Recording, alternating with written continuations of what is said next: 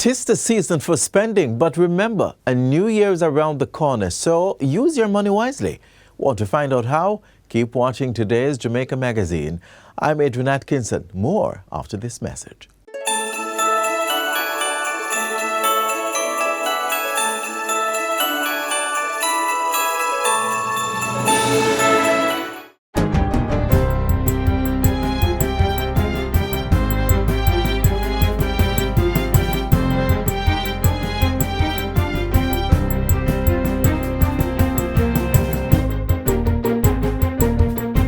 Good day, I'm Lorraine Mendez and this is your JIS News for Tuesday, December 14. Approximately $120 million is being pumped into the upgrading and renovation of the Clarendon Parish Court following a contract signing on Friday. The scope of work will include the construction of additional public bathrooms and retiling the walkways and corridors. It also includes the installation of additional water storage capacity, air conditioning units, an elevator, and fiberglass seating in the waiting area, as well as improved water and sewage lines and electrical fixtures. Justice Minister Delroy Chuck says it's part of the ministry's commitment to improving the facilities of justice institutions across the island. You can't have a world-class justice system in a third world facility. So quite frankly, I would like all the courts to be first-class facilities. All the services being provided in the courts must be world-class and first-class facilities. Chief Justice Brian Sykes adds that having modern amenities is important to improving the overall court system. This renovation will enhance the circumstances under which justice is delivered and will also contribute to the executive's mission of providing a first-class justice system in terms of the infrastructure in which the justice is delivered. Residents in and around the parishes of Manchester, St. Elizabeth and Clarendon will now have access to a newly built Central Regional Office of the Public Defender. Public Defender Arlene Harrison Henry officially opened the facility last Friday. She says this will strengthen the agency's thrust to protect the constitutional and human rights of citizens as it makes its services more accessible. It is building out our infrastructure so that the services that we offer, which is the protection of constitutional rights, the investigations of allegations of violations of those rights, can be closer to the communities. We believe that offices like ours should be readily accessible to the communities. The Jamaica Promotions Corporation, JAMPRO, will be undertaking a comprehensive market study of the Jamaica Blue Mountain coffee and the Jamaica High Mountain coffee. The process is to develop a production and marketing strategy that will increase export, expand the reach, and command its premium place as the coffee of choice.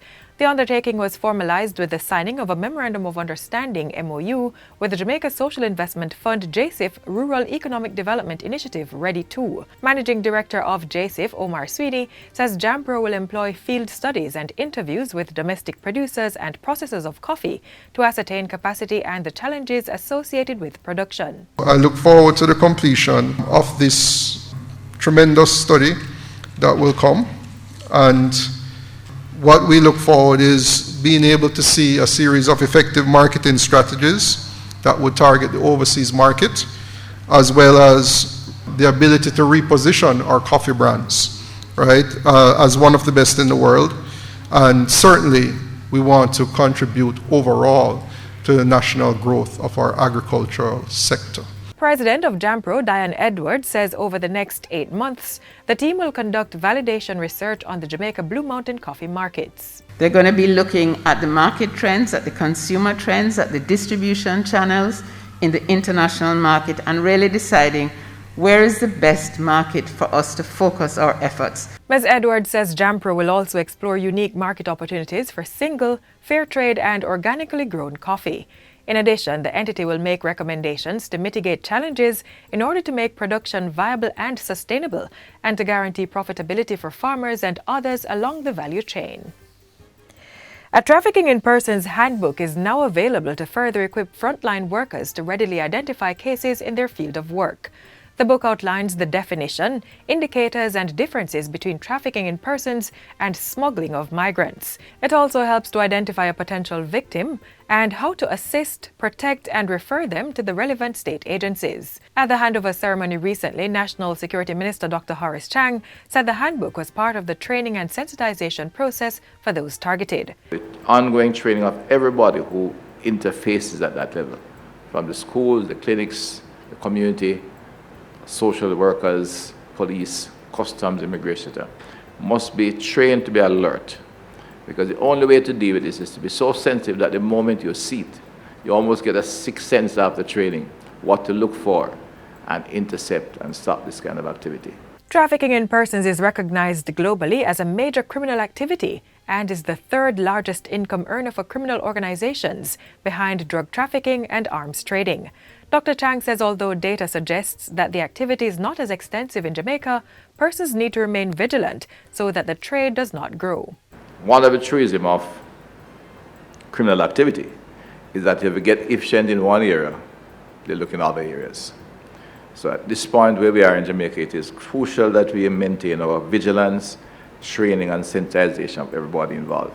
The Trafficking in Persons Handbook was developed in collaboration with Winrock International under the Child Protection Compact Partnership. Minister of Tourism Edmund Bartlett says the pension scheme for sector workers will be introduced on January 1, 2022.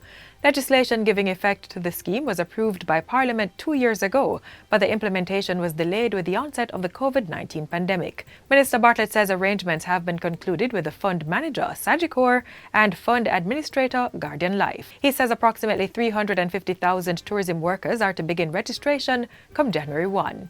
According to the minister, the introduction of the scheme is coming at a time when the tourism sector is at a stage of rapid recovery and where workers can again look forward to a future that is filled with optimism. The government of Jamaica have put $1 billion Jamaican dollars in the fund to protect those workers who at 59 joined the scheme and only have 5 years of contribution, and they will receive $200,000 a year until they die. Minister Bartlett was speaking at the official opening of the 444-suite Ocean Eden Bay Hotel in Trelawney recently. The Tourism Workers Pension Scheme is a defined contributory plan supported by legislation and will require mandatory contributions by workers and employers.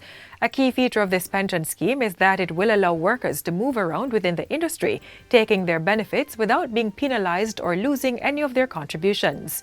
Minister Bartlett explains that initially, for 2022, the contribution will be 3% of gross salary to be matched by the employer and 5% thereafter. And finally, a database of certified individuals seeking employment in the tourism sector will be made available early next year by the Jamaica Centre for Tourism Innovation, JCTI.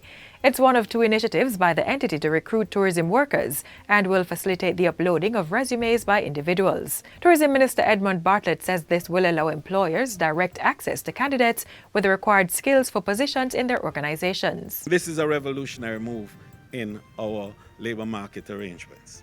In addition, the JCTI is expanding the capabilities of its learning management system to facilitate the delivery of online courses to people in the Caribbean, which will, in the main, include the range of courses currently available to local candidates. So indeed, we are broadening the available skill pool that we can draw on as we recover after COVID. Today, the JCTI has facilitated the certification of over 8,700 persons in hospitality management, tourism management, culinary art, and spa management, among other high-demand skilled areas.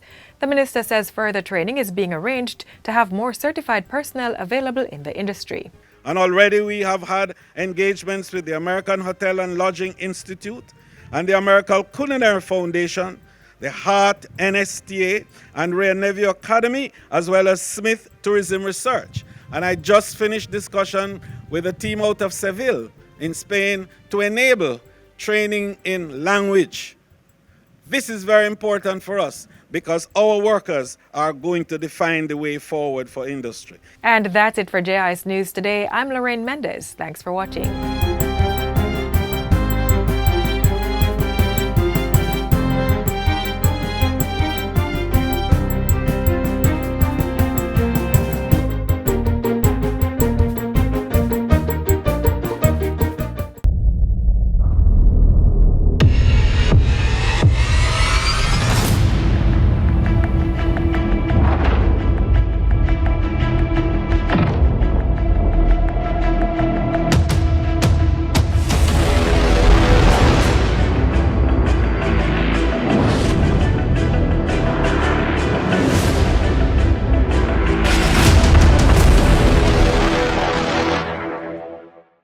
As we do every Tuesday, we have a recap of information coming out of Jamaica House in the last week.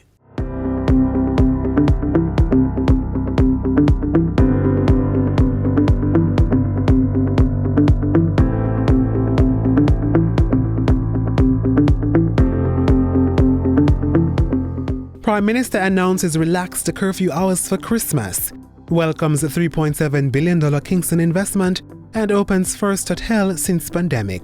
You're watching Jamaica House Weekly. I'm Anthony Morgan. Your life is in your hands.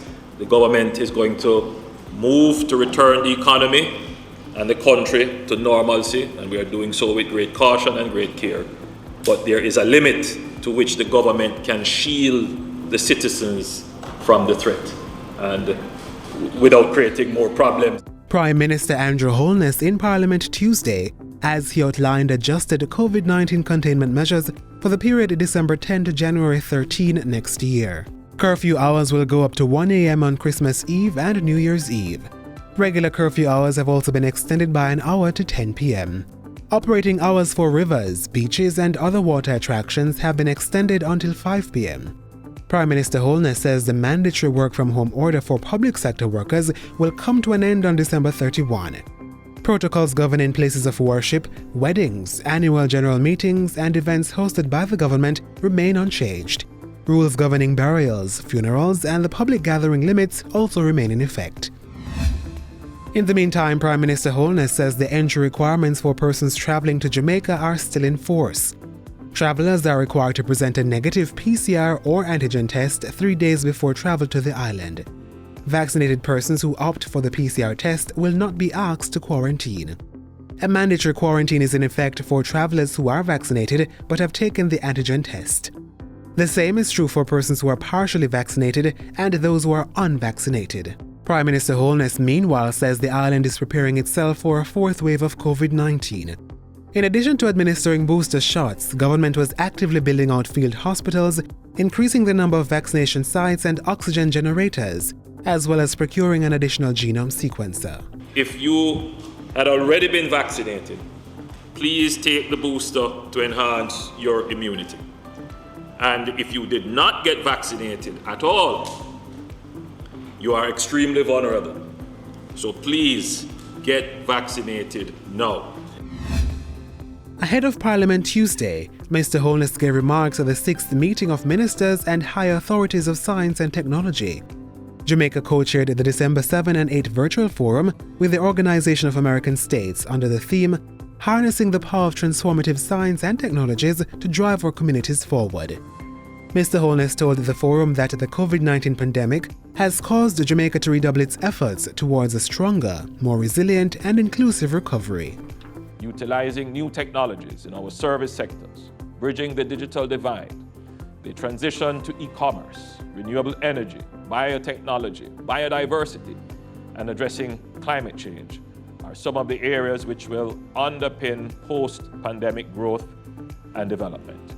Our actions must be results-based and people-centered. Also on Tuesday, the Prime Minister broke ground for a $3.7 billion business complex dubbed One Belmont. In addition to the project being a show of confidence, Mr. Holness says there are positive signs that economic recovery is underway.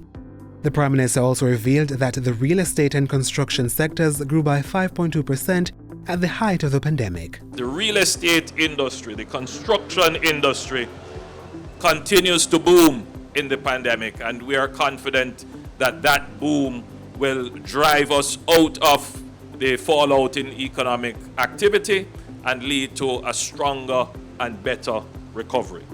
In the meantime, Mr. Holness pledged to ensure that economic development is not at the expense of environmental protection on the island. Speaking specifically to urban areas, the Prime Minister said Cabinet has discussed the issue and will make a statement shortly.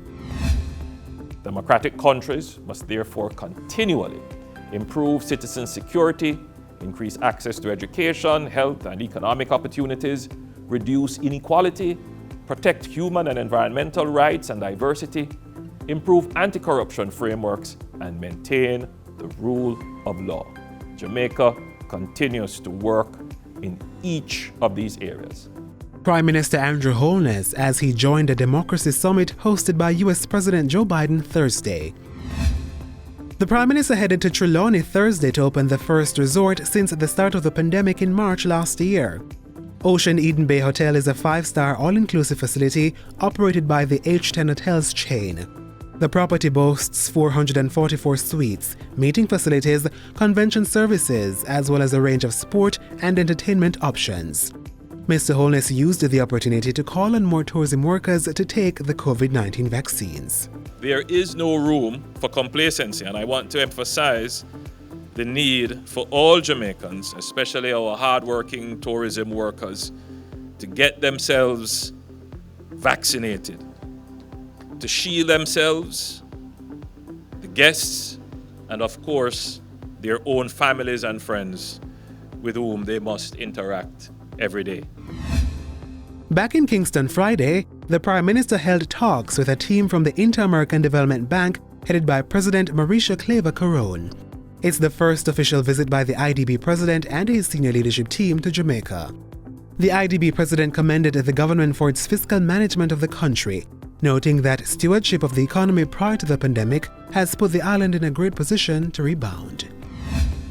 It is with great pleasure that the government of Jamaica presents you with this diplomatic passport as a symbol of our appreciation, a symbol as well of our respect and love for you. You deserve it. Prime Minister Andrew Holness Tuesday as he handed over a diplomatic passport to Olympian Elaine Thompson-Hira.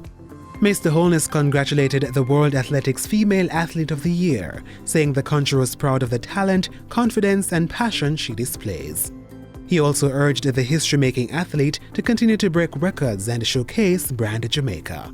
And that's it for Jamaica House Weekly. Be sure to join us next time for more of the news stories coming out of the office of the Prime Minister.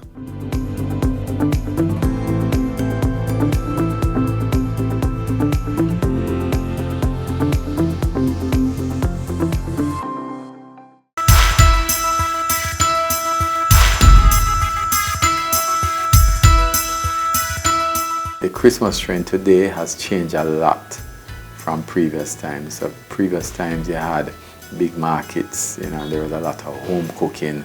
There's not a lot of home cooking anymore. People buy a lot of things, you don't get that sort of home cooked thing anymore. The people where, I remember my mother used to buy sorrel and she used to prepare the sorrel herself. Or you prepare the cake yourself rather than buying the cake now. When my mother used to prepare the cake and prepare everything at home. So that's some of the things that people need to do. They need to look at maybe doing that preparation at home.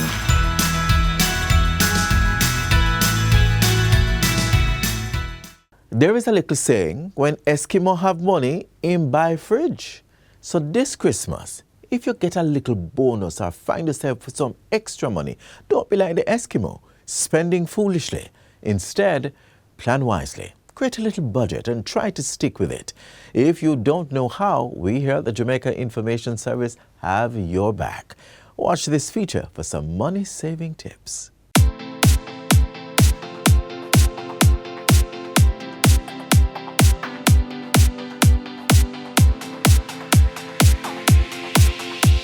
My presentation today is on getting the best bang for your budget. Budgeting, simply defined, is creating a plan to spend your money. Good budgeting, however, is ensuring that you're spending less than you earn. I know budgeting can be hard.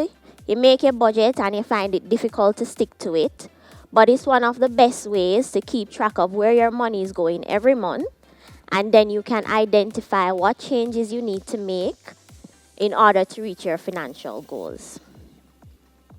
When making your budget should include things like your needs, your wants, your savings, your investments, and your emergency fund. So typically what we're saying is that your money monthly should be going towards savings, your bills and utilities, your insurance, and your emergency fund. You also would want to ensure that when you're making your budget, you give every dollar a job and keep track of your spending. Keep a financial journal if necessary. This will help to keep you on track, and you can record and identify the things that you're actually spending your money on. So, one of the first things you'd want to do when you're creating your budget is create a financial plan, and it will help you to map out the actions that you need to take towards achieving these goals. And please ensure that you put your short-term as well as your long-term goals in your financial plan. After you've created your financial plan, then you'd want to identify all your streams of income. Your streams of income is not only your 9 to 5, and that's a mistake that a lot of us make. What about your other passive incomes? What about the earnings you make from your skills? You might be getting an inheritance. You might be getting an annuity. You might be the type of person to buy and sell things. You have to account for every single dollar you make. And likewise, if you're going to account for all your earnings, you'll also have to account for all your monthly expenses. And your monthly expenses is not only your utility bills. A lot of times we neglect to include the other things that we have to spend on. Sometimes the simple things like our personal care, your groceries, your hair care, your wants. So some of us have things that we have to do to maintain our mental health. Include those things in your budget. All things must be accounted for, so you identify where all your income is coming from and you identify all your expenses. So now, let's uncover some of those bad financial habits that are wrecking our financial future. And while it's easy to identify some of our big expenditures, sometimes it's uncovering some of those smaller, more sneakier daily expenses that will save you a lot of money in the long run. My first question to you is, are you paying your bills on time? Paying your bill late comes with penalty fees, and these fees add up. Implementing the right debt payoff strategy, you can pay off your debt quickly, end up saving more, and you end up having more money towards your other financial goals. Prioritize paying off your debts. Things that we tend to let slip through as well. Most banks have a charge that is associated with going to the ATM. Not to mention, if you decide that you're going to use another bank's ATM because it's more convenient, then you end up paying 2-3 times the amount. So you have to keep a close eye on your money, guys. You have to keep track of these fees. Cutting out unnecessary expenses will actually help you to save a lot of money each month. So let's quickly talk about some of the money habits that we need to develop. Pay yourself first. Take out money for your savings. Put it in an investment account if you have to. Have a separate bank account, but pay yourself first. Build up on your retirement fund. Increase your deductions. This will not only help you to put more money towards your retirement saving, but it also reduces your taxable income. And try to make it at least the amount that your employer will match. That's like getting free money. Who doesn't want free money, right? Save for the future. Saying things like YOLO or FOMO can make you feel like you need to spend all your money now. But there needs to be a balance. Enjoy your life now, but be sure that you're saving money for the future and working diligently towards your goals. Live below your means. If you're spending more than you earn, at some point, you're going to have to require credit to cover the rest. If you find yourself having to get credit to pay for basic things, then you need to revisit what you're doing. To grow your money and create real wealth, you need to start investing. Invest your money and help to build up and secure your financial future. Last but not least, invest in a critical illness plan, guys. So I'll end by saying, not budgeting your money, combined with bad financial habits, not saving, can leave you vulnerable to unexpected emergencies. Living from paycheck to paycheck Not to mention not having enough money for retirement. You can achieve your financial goals. It's just a matter of prioritizing, sticking to your budget, and tracking your spending.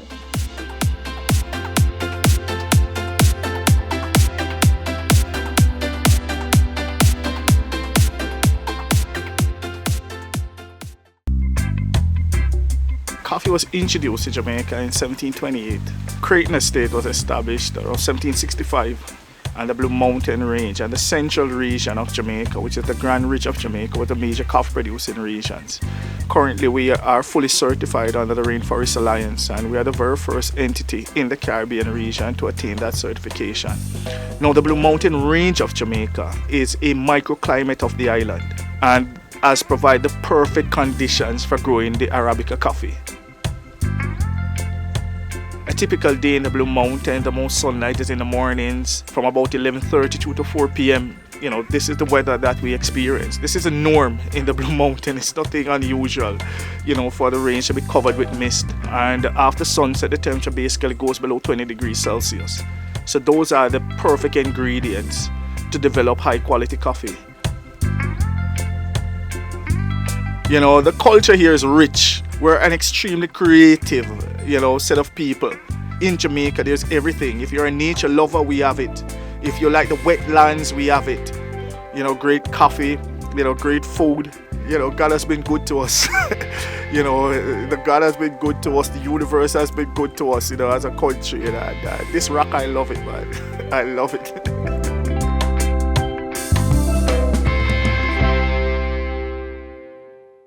That's all the time we have here on this show for today. Thank you so much for joining me.